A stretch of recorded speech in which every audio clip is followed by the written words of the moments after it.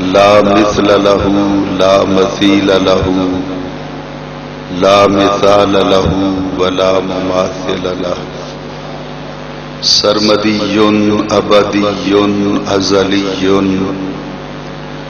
دهري ديمومي لا أول له ولا آخر له لا ند له لا ضد له لا حد له ونشهد أن سيدنا وحبيبنا وكريمنا مأوانا ملجانا سيدنا محمدا المصطفى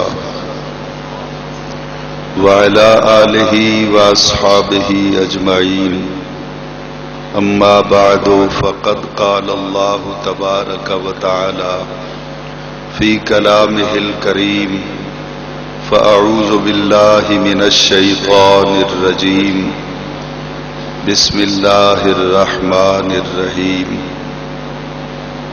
اذهب إلى فرعون إنه طغى قال رب اشرح لي صدري ويسر لي أمري واحلل عقدة من لساني يفقهوا قولي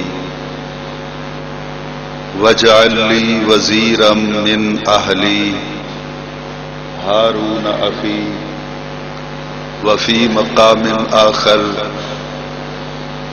قال الله تبارك وتعالى وقل رب أدخلني مدخل صدق وأخرج لي مخرج صدق واجعل لي من لدنك سلطانا نصيرا صدق الله العظيم وبلغنا رسوله النبي الكريم الأمين ونحن على ذلك لمن الشاهدين والشاكرين والحمد لله رب العالمين أما بعد فقد قال الله تبارك وتعالى في شان حبيبه ومحبوبه ومطلوبه ومقصوده وموجوده صلى الله عليه وسلم مخبرا وآمرا إن الله وملائكته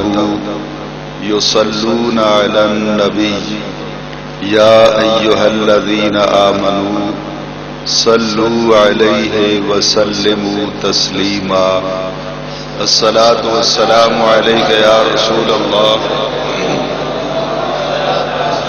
الصلاة والسلام عليك يا حبيب الله الصلاة والسلام عليك يا رحمة للعالمين وسلم عليك وعلى آلك وأصحابك يا شفيع المذنبين الصلاة والسلام عليك يا جد الحسن والحسين وسلم عليك وعلى آلك وأصحابك يا نبي الحرمين ويا إمام القبلتين ويا وسيلتنا في الدارين أدركني أدركني أدركني يا رسول الله صلى الله تعالى عليك وسلم بفضل الله تعالى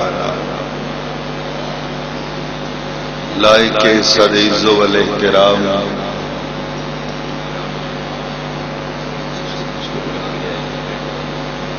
مقتدر و محترم و محتشم حضرات علماء ذی وقار نعت خوانان ذی قدر و معزز سامعین و حاضرین کرام السلام علیکم۔ قبل اس کے کہ انتہائی مختصر وقت میں اپنی معروضات جناب کی سماعتوں کی نظر کروں، دعا کیجئے کہ خلاق عالم جل وعلا شانہ و اعظم برہانہ اپنے پیارے حبیب صلی اللہ تعالی علیہ وعلا آلہ و اصحابہ وسلم کے طفیل آج کی اس پروقار محفل ذکر سرکار رسالت مآب صلی اللہ علیہ وسلم میں مجھے حق و صداقت کے ساتھ بات کہنے کی اور پھر مجھے اور آپ کو سن کر سمجھ کر اس پہ عمل کرنے کی توفیق عطا فرمائے۔ میں انتہائی شکر گزار ہوں آج کی اس محفل کی انتظامیہ کا اور ان کے رفقاء کا، جنہوں نے مجھ جیسے نالائق اور ناکارۂ خلائق انسان کو آپ جیسے اچھے لوگوں کی محفل میں نبی اکرم صلی اللہ علیہ وسلم کا حسین ترین ذکر کرنے کے لیے موقع فراہم کیا، یہ اعزاز بخشا۔ آپ سب احباب کا بالعموم اور آج کی اس محفل کی انتظامیہ کا بالخصوص یہ احسان مجھے تعزیز یاد رہے گا۔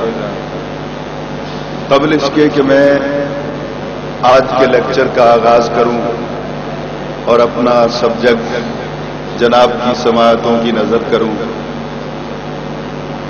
دل کی گہرائیوں سے اپنے رب کے حضور عرض گزار ہوں کہ خلاق عالم اپنے پیارے حبیب پاک صلی اللہ علیہ وسلم کے طفیل آج کی اس محفل میں آنے والے ہر فرد کو دین و دنیا میں عزت و عظمت سے سرفراز فرمائے، اور اللہ تعالی ہم سب کو یہ توفیق عطا فرمائے کہ ہم اپنی زندگی کا لمحہ لمحہ سرکار رسالت مآب صلی اللہ علیہ وسلم کی نوکری میں بسر کریں اور اسی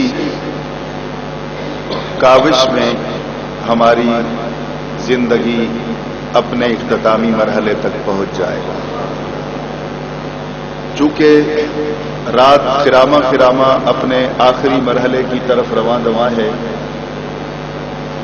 میں زیادہ دیر تمہیدی کلمات میں نہیں گزارنا چاہتا ہوں۔ بلا تمہید و بلا تاخیر آج کے سبجیکٹ کا آغاز کرتے ہیں۔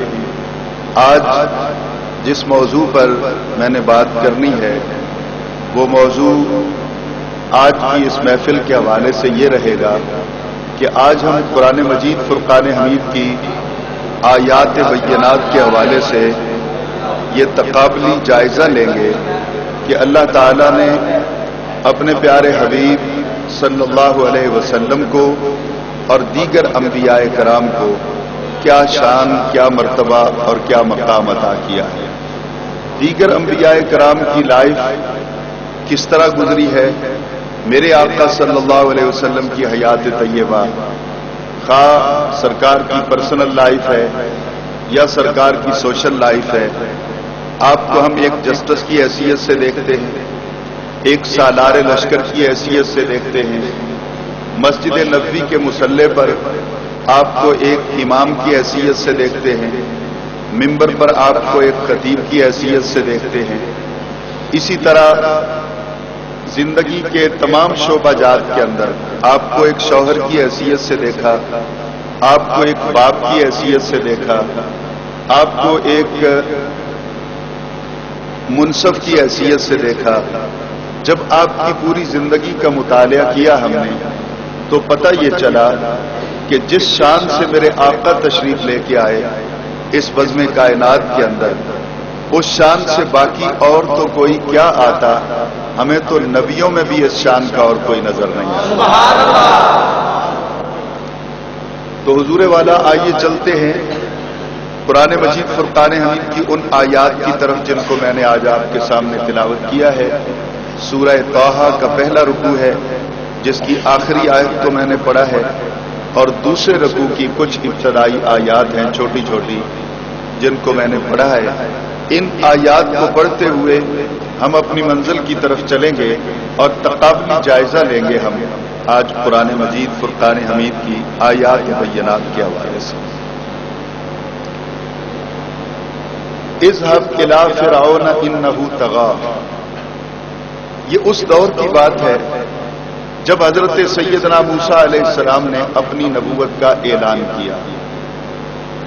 یہ بات ایک پہلے میں عرض کرتا چلوں کہ میرا تعلق چونکہ جماعت اہل سنت کے ساتھ ہے، میرے اساتذہ نے، میرے مشائخ نے جو کچھ مجھے پڑھایا ہے اور جو کچھ جماعت اہل سنت کے عقیدے کے حوالے سے مجھ تک پہنچا ہے، وہ یہ ہے کہ نبیوں کو نبوت اس دنیا میں آ کے نہیں ملتی، بلکہ نبوت کے لیے جو منتخب افراد ہوتے ہیں وہ آغوش مادر میں آنکھ بعد میں کھولتے ہیں، نبوت کے لیے ان کا انتخاب پہلے ہو چکا ہوتا ہے۔ یہ ہمارا بیسک بنیادی عقیدہ ہے۔ تو حضرت موسیٰ علیہ السلام نے جب اپنی نبوت کا اعلان کیا تو اس وقت اللہ تعالی نے ان کے فرائض منصبی میں سے ایک فریضہ ان کے ذمہ لگایا۔ یہ وہ دور تھا جب انسانیت کی تذلیل ہو رہی تھی، انسانیت چیخ رہی تھی، انسانیت کی تحقیر ہو رہی تھی۔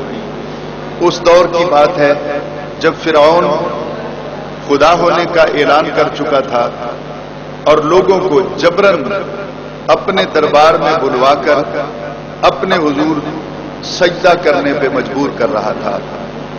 انسانیت کی اس رسوائی کو خلاق عالم نے پسند نہ کیا تو اپنے نبی سیدنا موسیٰ علیہ السلام کو اللہ تعالی نے حکم دیا کہ اذهب الی فرعون انہ طغی، اذهب جائیے الی فرعون، فرعون کی طرف، فرعون کے پاس، انہ طغی، بے شک وہ، یہاں پہ ہو کا مرجع ضمیر فرعون ہے، بے شک وہ فرعون جو ہے طغی، وہ سرکشی پہ اتر آیا ہے، وہ بغاوت کر رہا ہے۔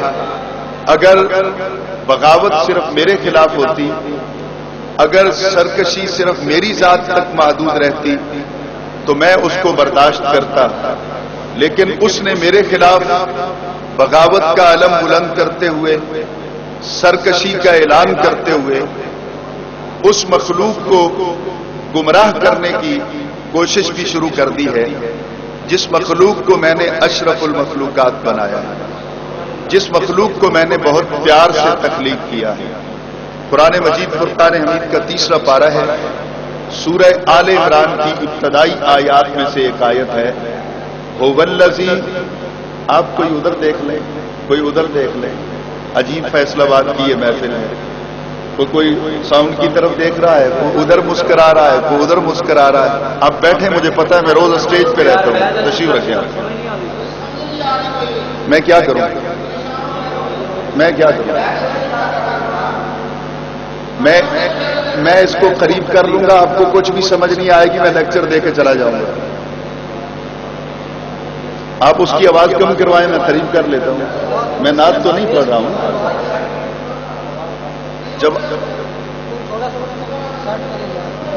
جب وہ آواز زیادہ کریں گے میں ہٹا دوں گا۔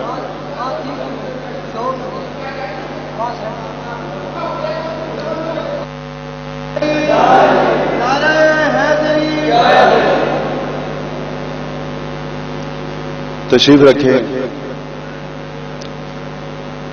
عجب مزاج ہے فیصل آباد کے لوگوں کا بھی۔ جی تو میں عرض کر رہا تھا، پہلی بات تو یہ ہے کہ آئندہ کے لیے، میں تو ایک فقیر سا آدمی ہوں، آج ہوں کل نہیں ہوں، آئندہ کے لیے بھی جب سرکار کی محفل میں آپ بیٹھیں تو محفل کے کچھ ایڈیکیٹس ہوتے ہیں۔ میں ابھی خطبہ پڑھ رہا تھا، جبکہ خطبہ سننے کے بارے میں علماء ذی وقار کیا کہتے ہیں، اچھے خاصے سمجھدار لوگ، کوئی ادھر سے شور کر رہا ہے، کوئی ادھر سے، بہرحال آپ کا اپنا مزاج۔ تو میں عرض کر رہا تھا کہ اللہ تعالیٰ نے ارشاد فرمایا کہ فرعون اگر صرف میرے خلاف بغاوت کرتا، اگر صرف میرے خلاف وہ سرکشی اختیار کرتا تو میں اس کو کچھ دن اور مہلت دے دیتا، لیکن معاملہ یہ ہے کہ فرعون میری اس مخلوق کے درپے آزار ہے، میری اس مخلوق کو رسوا کر رہا ہے جس کو میں نے بڑی محبت سے پیدا کیا ہے۔ اپنی تمام مخلوقات میں سے میں نے صرف انسان کو اشرف المخلوقات بنایا، تو حضور والا پارہ نمبر 3 میں سورہ آل عمران کی ابتدائی آیات کے اندر اس کی دلیل موجود ہے. هو الذی، وہی تو ہے جس نے یصورکم، تصویر صورت دی تمہیں، وہی تو ہے جس نے یصورکم صورت عطا کی تمہیں، فی الارحام، فی الارحام، ماؤں کے رحموں کے اندر، ماؤں کے شکموں کے اندر، کیف یشاء، جیسے اس نے چاہا. تو یہ صورت جو ہے نا، کبھی آپ آئینے میں اپنا عکس دیکھیے گا تو آئینے میں اپنا عکس دیکھ کے غور کیجئے گا تو قرآن پاک کی یہ آیت آپ کے سامنے اس حقیقت کو بیان کرے گی کہ یہ صورت جو ہے آپ کی، یہ کیف یشاء کا صلہ ہے، یہ اس کی چاہت کا صلہ ہے. اس نے چاہا، اس نے پیار کیا، تو پھر اس نے یہ صورت جو تھی اس کو عدم سے وجود بخشا، اس نے اس صورت کو بنایا.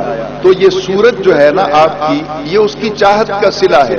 اب آگے آپ نے اس پہ پھر خود غور کرنا ہے کہ آپ نے اس کی چاہت کو اس کی چاہت پر رہنے دیا ہے یا کہیں آپ نے اس کی چاہت کا مذاق تو نہیں اڑا دیا، کہیں اس چاہت پہ غیروں کے پہرے تو نہیں بٹھا دیے، کہیں کسی غیر کی نظر تو نہیں لگ گئی. یہ آپ نے خود اس پہ غور کرنا ہے کہ یہ جو آپ کی صورت اس کی چاہت کا صلہ ہے، تو آپ نے اس کی چاہت کے مطابق ہی اس صورت کو رہنے دینا ہے، یہ غیروں کی نظر آپ نے نہیں کر دینا ہے اس کو.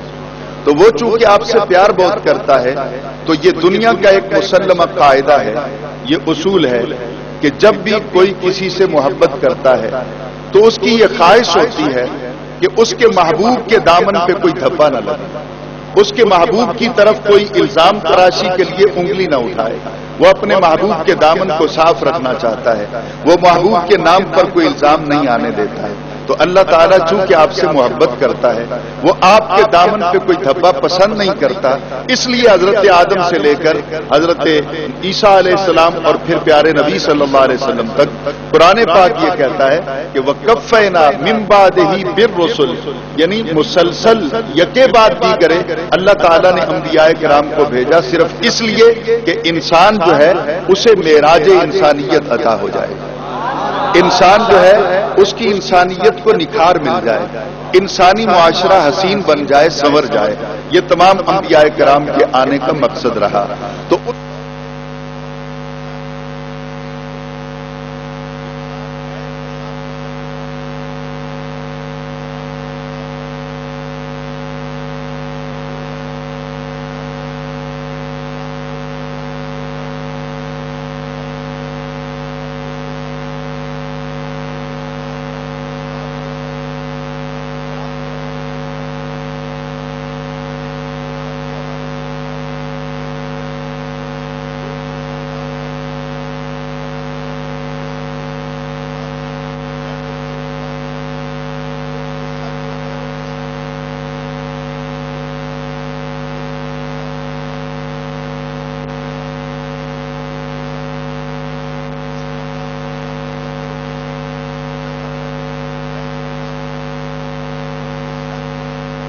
جس کے پاس مرضی چلے جاؤ، جو ویلیو میں نے اس کی لگائی ہے، اگر دنیا کی منڈی میں کوئی اور بھی اس کی ویلیو اتنی دیتا ہے جتنی میں دے رہا ہوں، تو پھر تمہارا حق بنتا ہے کہ اس کے پاس چلے جاؤ، جا کے اس کے پاس سر جھکاؤ. اگر میرے جتنی کوئی ویلیو لگا نہیں سکتا تو پھر کسی کا حق نہیں کہ وہ اپنے حضور تیرا سر جھکائے. تو انسان نے پوچھا کہ یا اللہ تو نے ویلیو کیا لگائی ہے. اب میرا یہ چونکہ اس فلسفے پہ میں نے آج بات نہیں کرنی ہے، صرف ایک ہی جناب کی سماعتوں کی نظر بات کروں گا، پھر اپنے سبجیکٹ کی طرف چلا جاؤں گا. اللہ کے عالم نے آپ کے سر کی ویلیو جو ہے وہ اس طرح لگائی ہے کہ سر جھکے گا تو وہ کیا دے گا، یہ کٹے گا تو وہ کیا دے گا.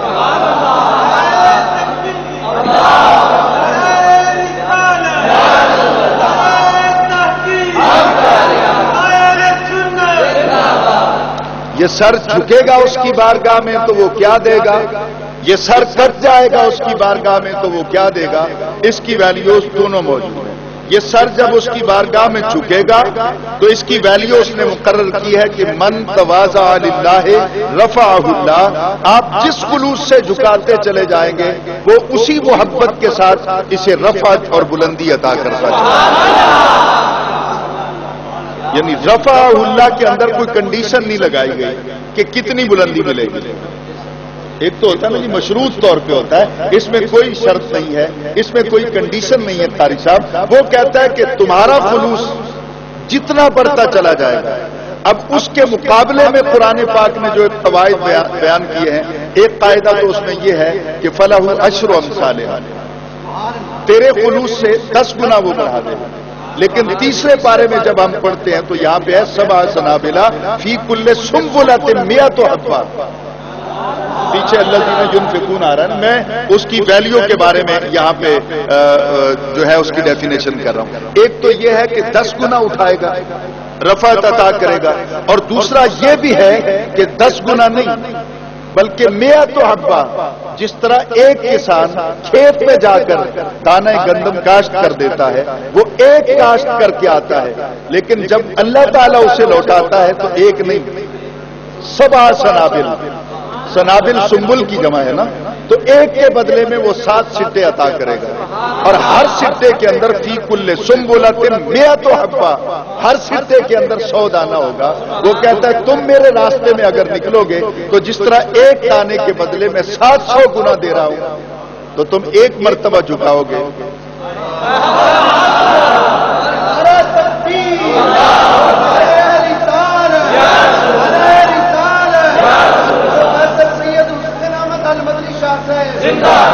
یہاں پہ میں ایک اور بات بھی عرض کرتا چلوں حضور والا.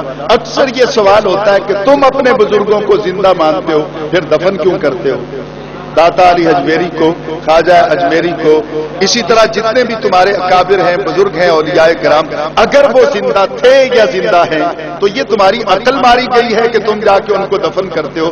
میں کہتا ہوں مولانا آپ نے شاید اس کارگہ حیات میں غور نہیں کیا. تم نے فلسفہ پڑھا، منطق کو پڑھا، مناطقہ نے جو اصول و قواعد بنائے ان کو تم نے پڑھ لیا، علم کلام پہ تم نے عبور حاصل کر لیا، تم بہت دور تک چلے گئے، لیکن تم آج تک خلاق عالم کی قدرت کا اتنا بھی عرفان حاصل نہیں کر سکے جتنا ایک دہقان کو حاصل ہے.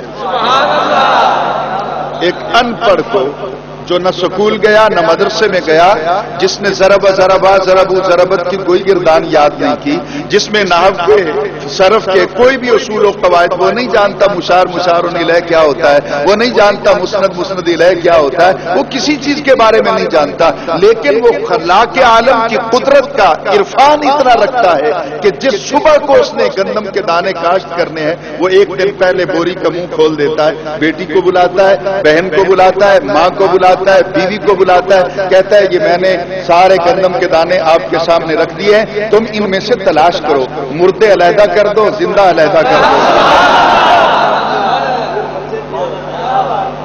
یہ میں معقولات کے حوالے سے بات کر رہا ہوں نا، منقولات میں جائیں گے تو پھر تو کتنے حوالے ہیں، وہ علماء کا کام ہے. میں تو علماء اہل سنت کے قدموں کی خاک کے ذروں میں سے کسی ایک ذرے کے برابر بھی نہیں ہوں. تو وہ کہتا ہے کہ مردہ دانے علیحدہ کر دو، زندوں کو علیحدہ کر دو. سوچا یہ کہ شاید یہ مردوں کو نکال کے دفن کرنا چاہتا ہے، لیکن جیسے ہی صبح ہوئی تو اس نے مردے ایک طرف ہٹا دیے، زندوں کو کہا کہ غسل دو. اب یہ دور جو ہے اس میں ڈیولپمنٹ بہت زیادہ ہو گئی ہے. صرف غسل سے، جیسے پہلے غسل دینے کے لیے بیری کے پتے یوز کیے جاتے تھے، پھر صابن آ گیا، تو وہاں دیکھا کہ شاید اس میں کوئی جرثومہ نہ رہ جائے، کوئی کیمیکل لگا دو، تیزاب لگا دو، تاکہ یہ اچھی طرح اپنے من میں پاک ہو جائے، کوئی جرثومہ ان کے ساتھ نہ رہ جائے. غسل دینے کے بعد وہ سر پہ اٹھا کے لے چلا اور کھیت میں جا کے اس نے ایک ایک زندہ کو دفن کیا. مولانا زندہ کو دفن کرنا ناجائز ہے تو سارے کھیت جو ہیں وہ ان کو بند کر دو اور کھولو، آواز میں ہٹا دوں گا. اب ذرا غور سے میری بات کو سنیے گا حضور والا کہ وہ ایک ایک زندہ دفن کرتا رہا. میں نے اس دہقان سے اس کسان سے سوال کیا, میں نے پوچھا کہ مجھے صرف اتنا بتا دو کہ تم جو یہ زندہ دفن کر رہے ہو تمہاری عقل ماری گئی ہے, مردوں کو دفن کرو. اس نے کہا نہیں, ایسا زندہ دفن کیا جاتا ہے جس کے بارے میں, مردے تو روز ہی دفن ہوتے ہیں, لیکن ایسا زندہ بھی دفن کیا جاتا ہے جس کے بارے میں یقین کامل ہو کہ یہ پھر آئے گا لوٹ کے, یہ پھر آئے گا لوٹ کے. کسی کا تن ڈھانپے گا, کسی کا پیٹ بھرے گا, کسی کا قرض اتارے گا, کسی کا جہیز بنائے گا. میں نہیں سمجھا سکا ہوں بات شاید, جس کے بارے میں یقین کامل ہو کہ یہ لوٹ کے آئے گا. تو میں پوچھتا ہوں مولانا, میرا یہ سوال آج تک آن دی ریکارڈ انٹر آسان کر سکتا ہے, حجویر کا داتا کچھ نہیں کرتا.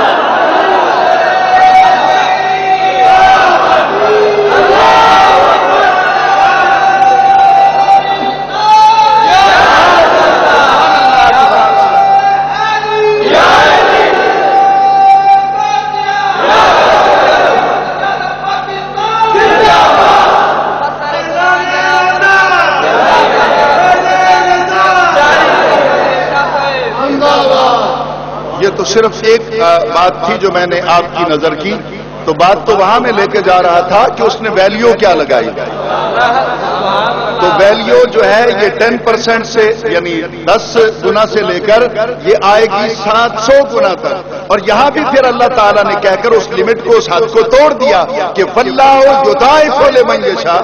یہ تو صرف کہنے کی بات ہے, تو اپنے خلوص سے میرے دربار میں آ تو صحیح, میں سارے فگر مٹا دوں گا اور تجھے اتنا عطا کروں گا کہ زمانہ حساب کرنے سے عاجز آ جائے. بات سمجھ میں آئی صحیح؟ تو آئیے حضور چلتے آگے کہ یہ ہے سر جھکانے کی ویلیو, اور سر کٹانے کی ویلیو کیا ہے اس کے بارے میں تو قرآن پاک آن دی ریکارڈ کہتا ہے نا کہ بل احیاء, وہ مردہ نہیں ہے بلکہ وہ زندہ ہے. تو یہاں بھی صرف آپ کے ذوق کے لیے ایک بات یہ ہے, تو میرا آؤٹ آف سلیبس ہے, یعنی میرا سبجیکٹ تو نہیں آؤٹ آف سبجیکٹ ہے, لیکن بات آئی ہے تو عرض کروں گا. بل احیاء, میرے کربلا کے مرشد, بدر کے میدان کے مرشد, احد کے میدان میں اپنی جان اپنے سر کٹانے والے مرشد, جن میں فاروق اعظم بھی شہید ہے, عثمان غنی بھی شہید ہے, مولا علی بھی شہید ہے. تو یہ سارے جتنے شہداء ہیں ان کے بارے میں خدا کہتا ہے, میں نہیں کہتا. بل احیاء, مردہ نہیں ہے بلکہ زندہ ہے.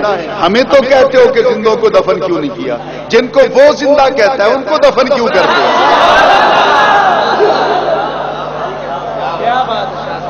اچھا اب ذرا غور کیجئے گا, میرے بارے میں قاری صاحب سے پوچھا, قاری خضر ایاز صاحب سے آپ نے کہ شاہ صاحب ہیں, انہوں نے کہا جی الحمدللہ بقید حیات ہیں. تو جب یہ پتہ آپ کو چل جائے گا کہ میں زندہ ہوں, تو پھر دوسرا سوال آپ کا یہ ہوگا کہ زندہ ہیں تو کہاں ہیں؟ نہیں سمجھا سکا, بات سمجھیے گا نا. پہلا سوال یہ ہے کہ زید, بکر, عمر زندہ ہے؟ ہاں جی زندہ ہے. زندہ ہے تو کہاں ہے؟ حسین احمد مدنی زندہ ہے؟ ہاں جی ہے. کہاں ہے؟ چوک سرور شہید میں. یہ سرور شہید کہاں ہے؟ نہیں سمجھ. یہ 3 سوال ہوں گے نا. زندہ ہے, کہاں ہے؟ سرور شہید میں. سرور شہید کہاں ہے؟ تو وہ اپنا ڈسٹرکٹ مظفر گڑھ میں, صوبہ پنجاب کے اندر ڈسٹرکٹ مظفر گڑھ میں. غور سے میری بات کو سنیے گا.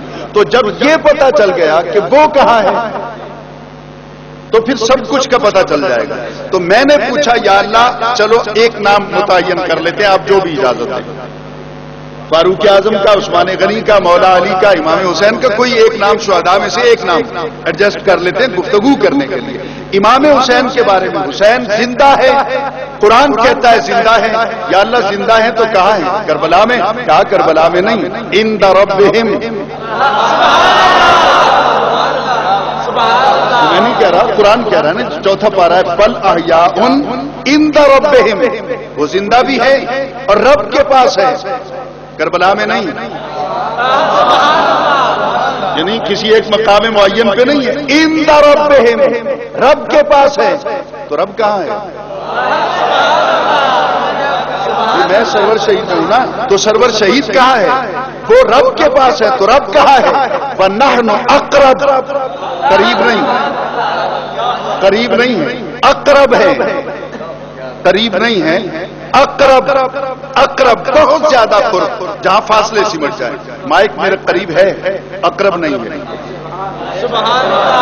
یہ مائک میرے قریب ہے، اقرب نہیں ہے۔ قاری صاحب میرے قریب ہے، اقرب نہیں ہے۔ حضرات محترم بیٹھے میرے قریب ہیں، اقرب نہیں ہے۔ یہ ٹیبل میرے قریب ہے، اقرب نہیں ہے۔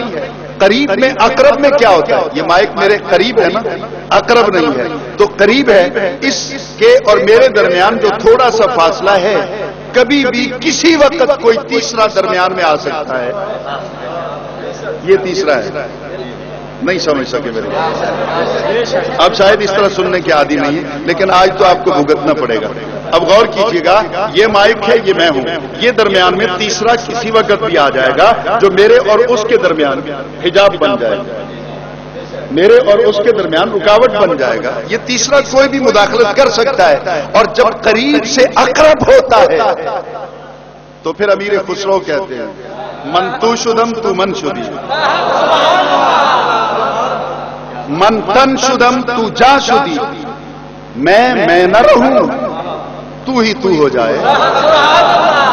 من تن شدم تو جا شدی، امیر خسرو تیری عصمت پہ قربان، اپنے آپ کو تن بنایا، اپنے محبوب کو جا بنایا۔ تن فانی ہے نا، وہ تو فانی نہیں ہے۔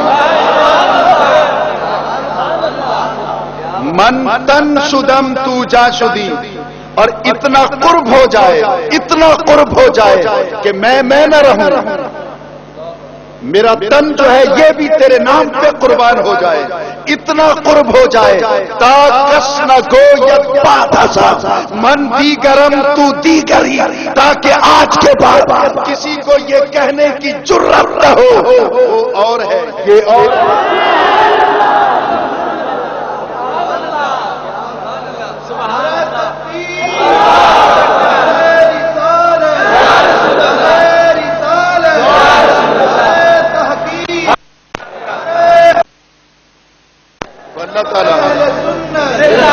اللہ تعالیٰ قریب نہیں ہے، اللہ تعالیٰ اقرب ہے۔ ویسے قریب کی بات بھی کی گئی ہے، وَإِذَا سَأَلَكَ عِبَادِي عَنِّي فَإِنِّي قریب۔ وَإِذَا، اور جب سَأَلَ سوال کیا، سَأَلَكَ سوال کیا آپ سے، سوال کیا آپ سے، عبادی میرے بندوں نے، سَأَلَكَ سَأَلَكَ جب سائل بنے تیرے، عربی میں سائل ہوگا نا، ہماری زبان میں تو اسے مانگنے والا کہیں گے، منگتا کہیں گے، تو قرآن پاک کو آپ اپنی زبان میں ٹرانسلیٹ کریں گے نا، آپ سمجھیں گے تو اپنی زبان میں ٹرانسلیٹ کریں گے نا۔ تو خدا کیا کہتا ہے؟ یہ جو منگتے ہیں تیرے، یہ جو تیرے در کے سائل ہیں، منگتے ہیں تیرے، عبادی میرے بندے، نبی کا منگتا پہلے، رب کا بندہ بعد میں۔ اسلوب کلام کو دیکھ لیجئے نا، سألک سائل رسول مقدم ہے، عبادی مؤخر ہے۔ تو رب کہتا ہے کہ زمانہ بے شک فتوے لگائے، لیکن میرا قرآن قیامت تک جماعت اہل سنت کے عقیدے کو سپورٹ کرے گا۔ خدا خود اعلان کرتا ہے کہ لوگوں غور سے سنو، میں اس کو بندہ مانتا ہوں جو پہلے رسول کا نوکر بنا۔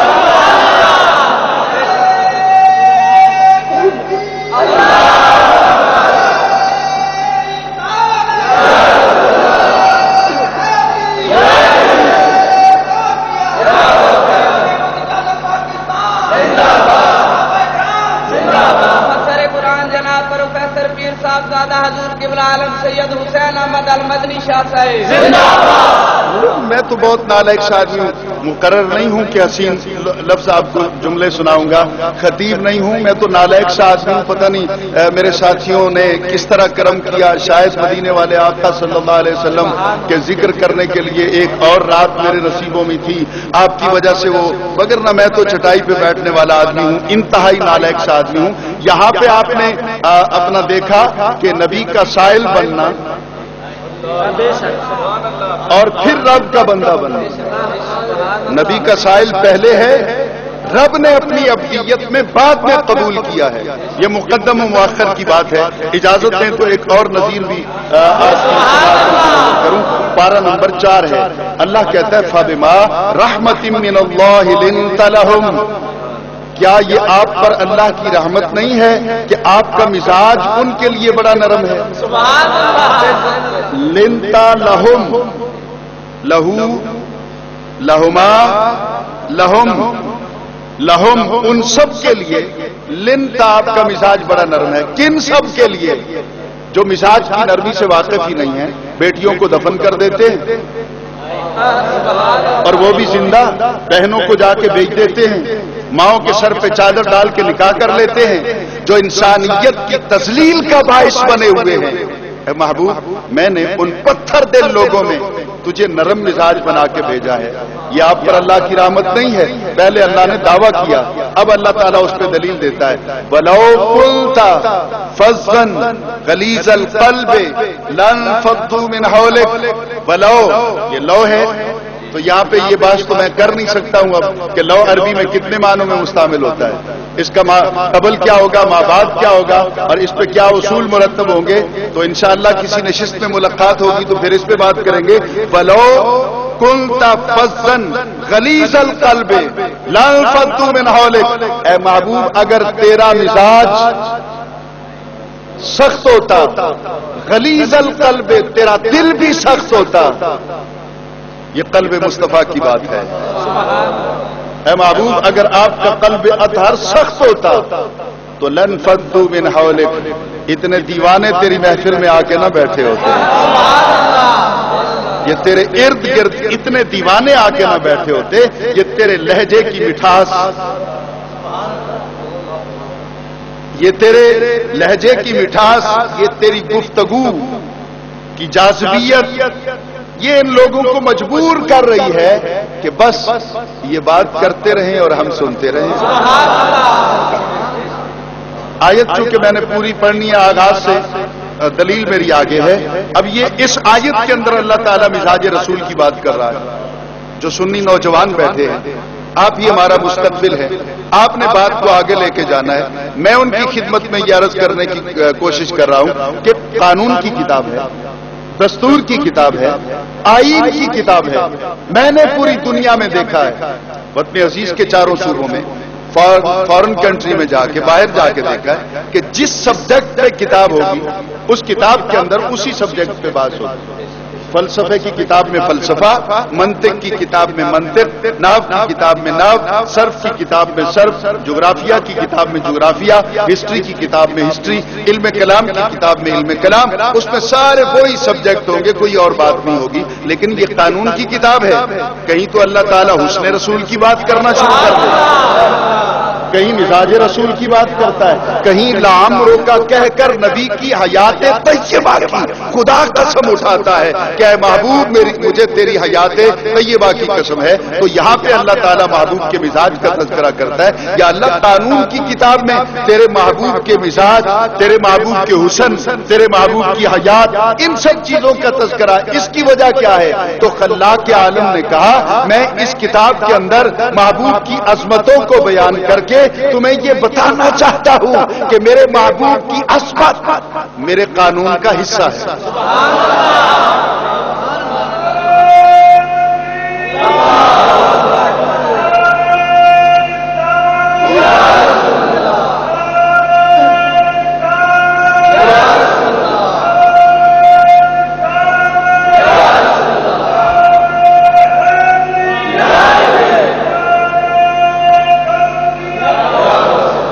بات غور سے سنیے گا تاکہ بات کو پھر میں لے کے جاؤں گا، چونکہ ابھی قریب و اقرب کی بات کرنی ہے، وہ سبجیکٹ تو ابھی باقی رہ گیا۔ اگر تھک نہ جائیں تو رات بھی اپنی ہے، بات بھی اپنی ہے۔ میں نے کلاس روم میں روزانہ 8 گھنٹے لیکچر دینا ہوتا ہے، میں زیادہ نہیں تو 8 گھنٹے تو چل ہی جاؤں گا۔ اب غور سے میری بات کو سنیے گا حضور والا، کہ جو میں بات کر رہا ہوں کہ اللہ تعالیٰ نے فرمایا کہ اے محبوب آپ کا مزاج بڑا نرم ہے، آپ کا دل اطہر، قلب اطہر بھی بڑا نرم ہے۔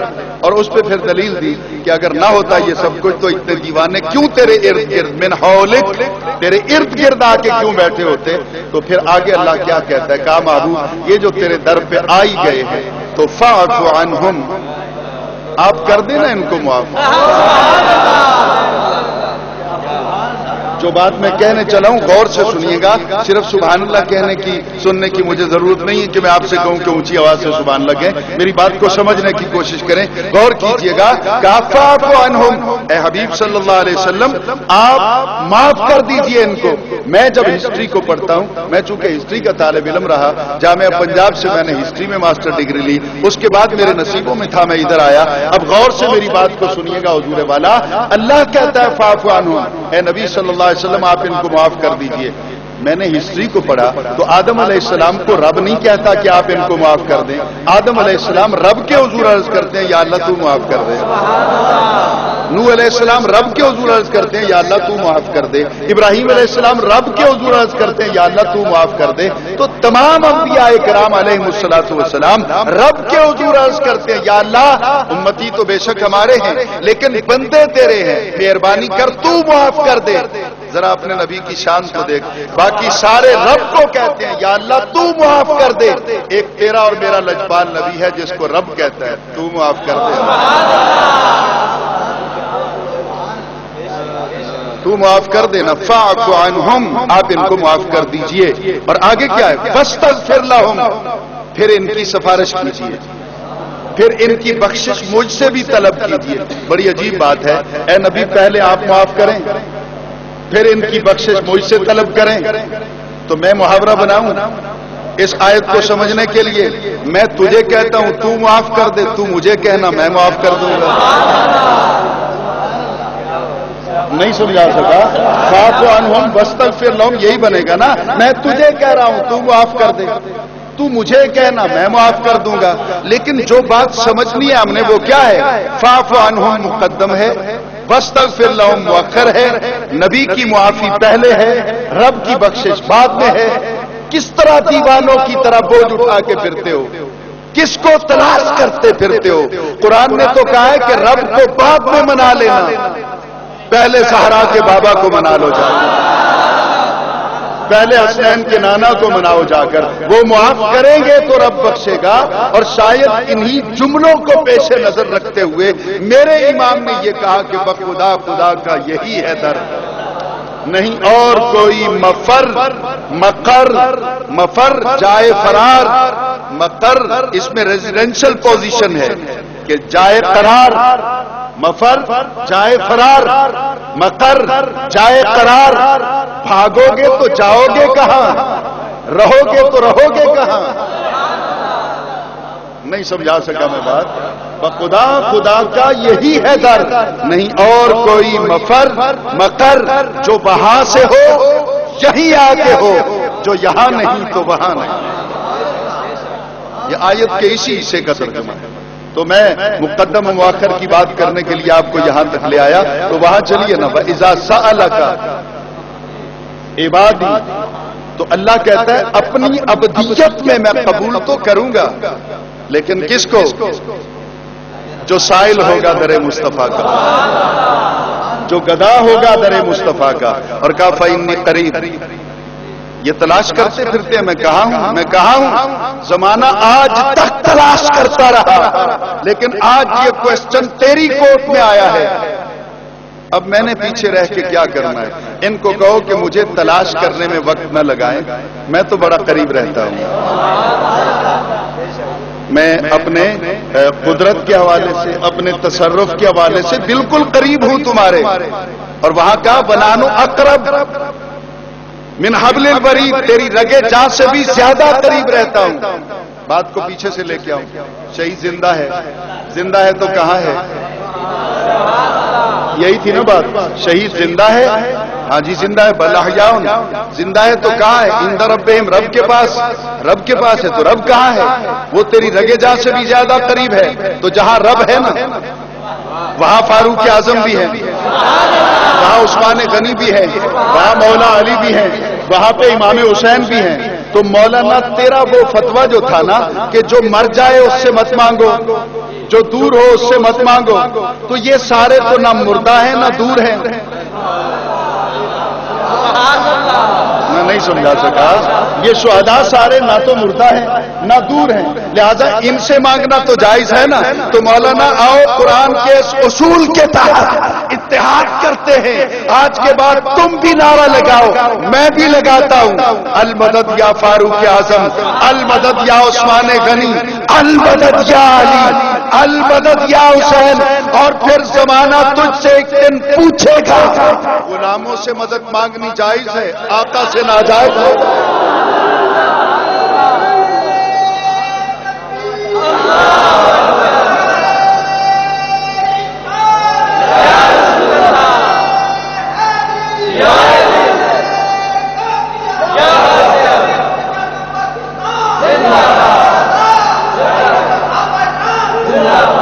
ہم بہت دور نکل آئے. تو میں عرض کر رہا تھا کہ سر کی ویلیو جو اس نے لگائی، جھکے گا تو کیا دے گا، یہ کٹے گا اس کی بارگاہ میں تو کیا دے گا، یہ کٹے گا اس کی بارگاہ میں تو وہ کیا صلہ عطا کرے گا. اور کاٹنے کے لیے جو کچھ بھی ہے اس کائنات کے اندر اتنا ڈرتا کیوں ہے؟ قرآن پاک نے دونوں مناظر تیرے سامنے رکھے ہوئے ہیں کہ یہ کاٹنے کے لیے جتنی بھی چیزیں ایجاد ہوتی ہیں، پہلے وہ تلوار کی صورت تھی، تیر کی صورت ہے، اسی طرح خنجر کی صورت ہے، چھری کی صورت ہے، اور آج بلٹ کی صورت ہے. یہ ساری چیزیں اپنے اندر بذات کوئی طاقت نہیں رکھتی ہیں. قرآن پاک نے ان کا مشاہدہ کروا دیا ہے. وہ خنجر ہو یا چھری ہو، دھار تو سب کی ایک ہی ہے نا. تو یہ چھری کے بارے میں اللہ تعالیٰ نے دونوں مقام پہ نہیں دکھا دیا. مصر میں چلتی رہتی ہے، مینا میں نہیں چلتی. میں نہیں سمجھا سکا، شاید بات سمجھیے گا. مصر میں عورتوں کے ہاتھ میں چھری پکڑی ہو، پھل کٹ جاتے ہیں، آگے چلتی رہتی ہے، لہو رشتہ رہتا ہے، زخم ہوتا رہتا ہے. وَقَطَّعْنَا أَيْدِيَهُنَّ أَصَابِعَهُنَّ نہیں، ایدیہن صرف انگلیاں نہیں، ہاتھ کٹ گئے، لہو رشتہ رہا. میں نے کچھ کہنا ہے، ہاتھ کٹ گئے، لہو رشتہ رہا، زخم ہوتا رہا. لیکن مجھے بتاؤ کہ ان 40 عورتوں میں سے کسی ایک نے چیخ ماری ہو؟ میں نہیں، غور کیجئے گا. نالائق ہوں، شاید میں پوری طرح بات کنوے نہ کر سکوں، میری نالائکیاں آڑے آتی رہیں گی. آپ توجہ کیجئے گا نا. حضور جو میں کہنے چلا ہوں، ہاتھ کٹتے رہے، لہو رشتہ رہا. ایک عورت نے چیخ ماری ہو، بتاؤ کسی. میں تم سے صحیح روایت کا، صحیح سند کا کوئی سوال نہیں کرتا. کوئی ضعیف لے آؤ، وہ نہیں لے کے آ سکتے تو کسی کذاب، دجال، مستور الحال، مجہول الحال راوی کا ذکر لے کے آؤ کہ اس نے کہا ہے کہ وہ چیختی رہی، چلاتی رہی، نہیں روئی، نہیں چلائی، باویلا نہیں کیا، گریبان چاک نہیں کیا، بال نہیں کھولے. جس کے سامنے یوسف ہو وہ تو اتنا صبر کرتی ہیں، جس کے سامنے مدینے والا ہو.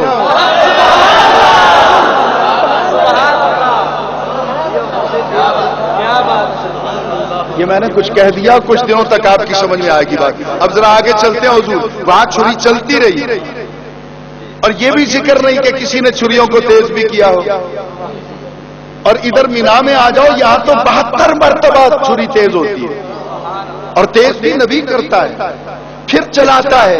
وہاں ہاتھ کٹ گئے، یہاں 11 سال کا معصوم گلا نہ کٹا، ایک بال بھی مجروح نہ ہوا، مضروب نہ ہوا، کٹا نہیں. وجہ اس کی کیا ہے؟ خدا بتانا چاہتا ہے اس میں کاٹنے کی صلاحیت اپنی نہیں ہے. میں چاہوں تو کاٹنے دوں، نہ چاہوں تو نہ کاٹنے دوں. جب طاقت اس کے ہاتھ میں ہے تو ڈرتا کس سے ہے؟ پھر کس سے ڈرتا ہے؟ ہم اسی لیے تو کلاشن کو پکڑتے نہیں، ہم سمجھتے ہیں کہ اس کے اندر تو کچھ بھی نہیں ہے. ہم جس کے نوکر ہیں طاقت تو اس کے پاس ہے. اور انشاءاللہ آج نہیں تو کل، کل نہیں تو پرسوں ایک دن آئے گا جب تیری کلاشن کو عاجز آ جائے گی، یہ تیرے بمبار خود کو شملہ آور سارے فنار ہو جائیں گے، اور زمانہ ایک دن دیکھے گا جنہوں نے آج تک تشدد نہیں کیا، جنہوں نے آج تک ٹارچر نہیں کیا، نہ ذہنی طور پہ نہ جسمانی طور پہ، جس قوم نے جس جماعت نے آج تک ویپن ہاتھ میں نہیں پکڑا، وقت آنے والا ہے جب گھر گھر میں یا رسول اللہ کے نعرے لگنے والے۔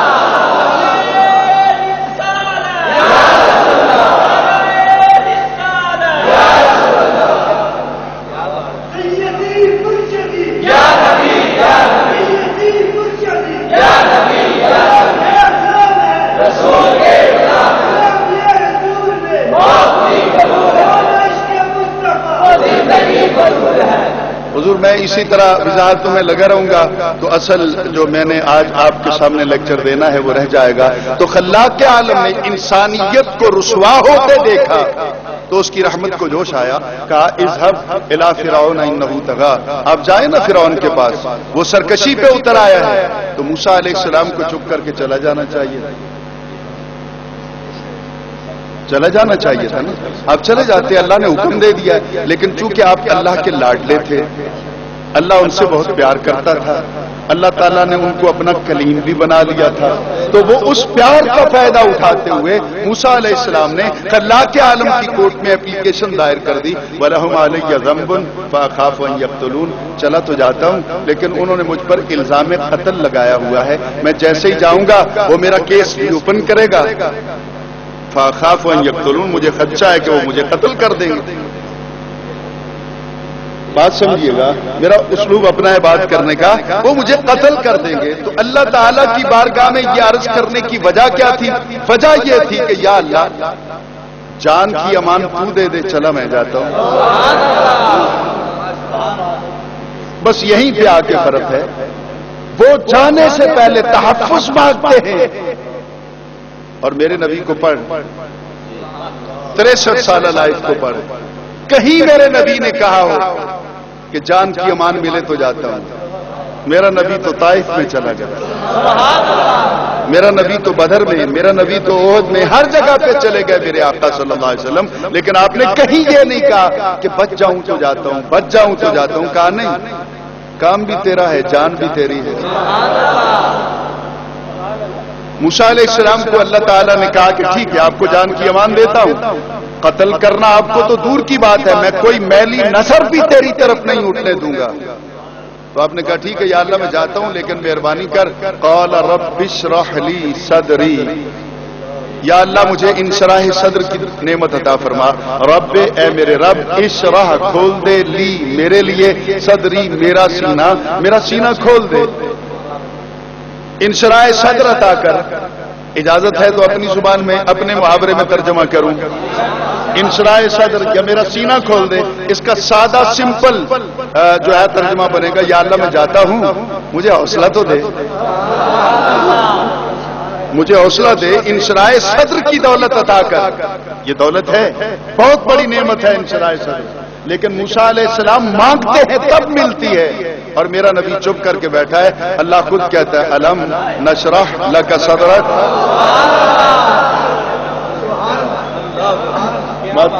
الم نشرح لک صدرک، کیا نہیں کھول دیا ہم نے تیرے لیے تیرا سینہ، تیرے لیے تیرا سینہ، لکا صدرکا، تیرا سینہ تیرے لیے، کیا ہم نے کھول نہیں دیا؟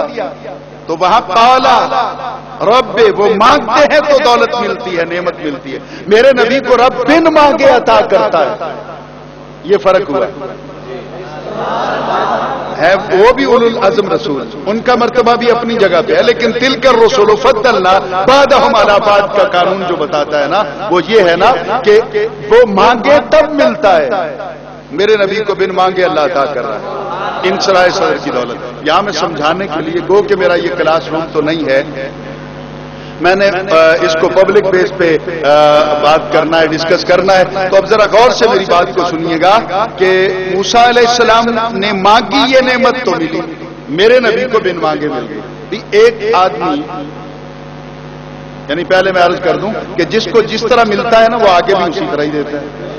ایک آدمی دن بھر مشقت کرتا ہے, رات کو بھی نوکری کرتا ہے, تپتی ہوئی دوپہر میں اس کا خون بہتا ہے, پاؤں جلتے ہیں, پسینہ بہتا ہے, پاؤں جلتے ہیں, خون اس کا سڑتا ہے, پھر جا کے اسے کچھ سرمایہ حاصل ہوتا ہے. تو بس انداز کرتے کرتے کرتے کرتے اس نے کچھ سرمایہ اکٹھا کر لیا. موسم کو اچھا آ گیا تو ساتھیوں نے کہا, اس کے بیٹوں نے کہا کہ بابا تمہارے پاس پیسہ ہے, فلاں جنس خرید لو, آج کل وہ سستے داموں مل رہی ہے, کچھ دن اسے سٹاک کر لیں گے, پھر اس کو ہم منڈی میں لے آئیں گے تو اس کا پروفٹ زیادہ مل جائے گا. وہ دیکھتا ہے کہ اس نے بھی خرید لی ہے, اس نے بھی خرید لی ہے, اس نے بھی خرید لی ہے, باوجود اس کے اس کا حوصلہ نہیں پڑتا, اس لیے کہ اس کو دولت ملی بڑی مشکل سے ہے. وہ سوچتا ہے کہ کہیں میرا اصل زاری نہ چلا جائے, پروفٹ ملنا تو دور کی بات ہے, وہ اس سے جدا ہونا نہیں چاہتا ہے, وہ انویسٹ کرتے ہوئے گھبراتا ہے, وہ دیتا نہیں, بڑی مشکل سے لگاتا ہے سرمایہ, اور جس کو اللہ تعالیٰ ویسے ہی دے دیتا ہے پھر اس کے لنگر چلتے رہتے ہیں, چاہے وہ اجمیر میں بیٹھا ہو یا اجمیر میں بیٹھا ہو, وہ پاک بدن میں بیٹھا ہو, وہ کوٹ مٹھن میں بیٹھا ہو, وہ بریلی میں ہو, وہ فیصل آباد میں ہو, وہ جہاں بھی ہو, پھر اس کے لنگر چلتے رہتے ہیں. تو حضور اس اصول کو سامنے رکھیں تو بلا تشبیہ و بلا تمثیل باقی نبیوں کو اتنی ملتا ہے, نہ مانگو تب بھی ملتا ہے. اور اس کے کتنے ہی مناظر آپ کو بخاری شریف میں نظر آئیں گے. میرے پاس بخاری شریف موجود ہے, میں اس وقت بھی دکھانے کے لیے تیار ہوں کہ کتنے آئے مانگ کے کہا کہ ہماری یہ آنکھ ٹھیک ہو جائے, اور کتنے ہیں جن کی پنڈلی کی ہڈیاں ٹوٹ گئیں, انہوں نے نہیں مانگا, سہلے کے درد, آقا کو کیوں پریشان کریں.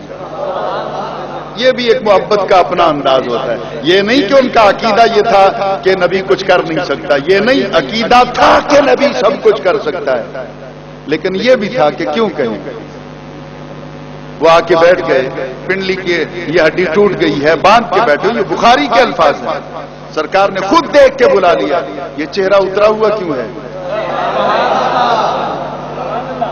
یہ آنکھوں میں نمی کیوں ہے, یہ بار بار پلکوں کا حلقہ توڑتے ہوئے آنسو جھلملاتے نظر کیوں آتے ہیں, وجہ اس کی کیا ہے. تب عرض کرتے ہیں کہ یہ ہڈی ٹوٹ گئی ہے. کام بھی آپ کا تھا, وہ یہودی کو قتل کر کے آ رہا تھا. وہ ساری, میں اس کا باقاعدہ سند نہیں پڑھوں گا چونکہ اب وقت نہیں ہے, پھر سند پہ بات کرتے کرتے پھر وہ اس پہ 10-15 منٹ چلے جائیں گے, پھر اس پہ شارحین نے کیا کہا ہے وہ اس طرف جاؤں گا تو باتیں لمبی. حضرات یہ ایک اعلان سے بات فرما لیں, آج کی اس محفل پاک سمیت پاکستان اور بالخصوص فیصل آباد میں ہونے والی تمام بڑی بڑی محافل اور جید علماء اکرام کی ویڈیو سیریز آپ حاصل کر سکتے ہیں فیضان محدث اعظم کیسٹ ہاؤس, جو کہ ارشد مارکیٹ جنگ بازار میں واقع ہے. آج کی اس محفل پاک سمیت پورے پاکستان اور بالخصوص فیصل آباد میں ہونے والی تمام بڑی محافل اور ملک پاکستان کے جید علماء اکرام کی آپ ویڈیو سیریز حاصل کر سکتے ہیں. ارشد مارکیٹ جنگ بازار فیضان محدث اعظم کیسٹ ہاؤس, جناب پیر قاری محمد جہانگیر صاحب آپ سے